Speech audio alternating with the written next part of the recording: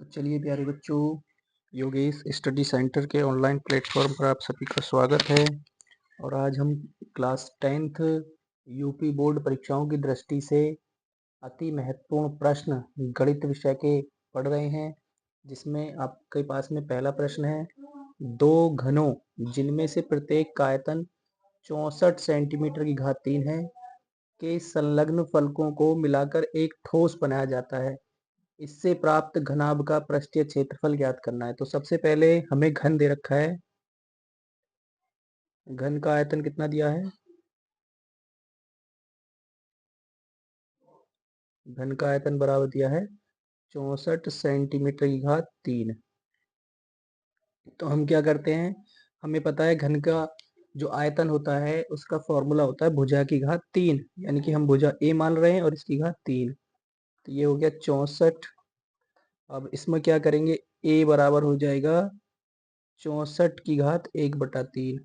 तो ए बराबर कितना, 4 की घात 3 गुणा 1/3। 64 को हमने तोड़ के फैक्टर कर लिया, इसको पावर के रूप में लिख लिया है। 3 से 3 कैंसिल हो जाएगा, तो ए बराबर कितना आ जाएगा, 4 सेंटीमीटर। मतलब भुजा कितनी आ गई घन की, 4 सेंटीमीटर। इसके बाद क्या किया है, देखिए आपके पास में मान लीजिए घन के दो टुकड़े हैं, ठीक है, एक ये और एक ये, साधारण सा हम बना रहे हैं, ठीक है। तो इसमें क्या हुआ है, हमारे पास इस वाले घन की भुजा 4 सेंटीमीटर है, इस घन की भुजा 4 सेंटीमीटर है।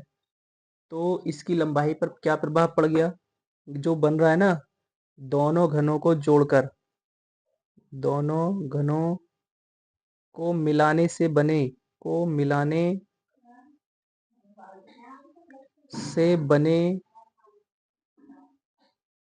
घनाभ की भुजाएं, घनाभ की भुजाएं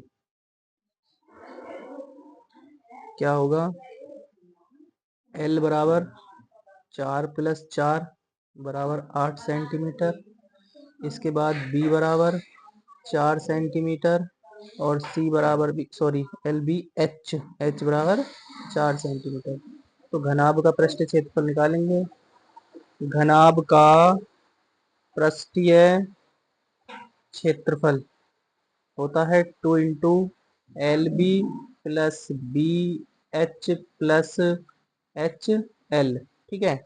मान रखिए 2 इंटू एल का मान कितना है 8 और बी का मान 4 प्लस बी का मान 4 और एच का मान भी 4 प्लस एच का मान 4 और एल का मान 8, ठीक है। क्या करना है आपको, यहाँ पे मल्टीप्लाई कर देनी है। 2 इंटू में 8 चौक 32 प्लस 16 प्लस 32, ठीक है।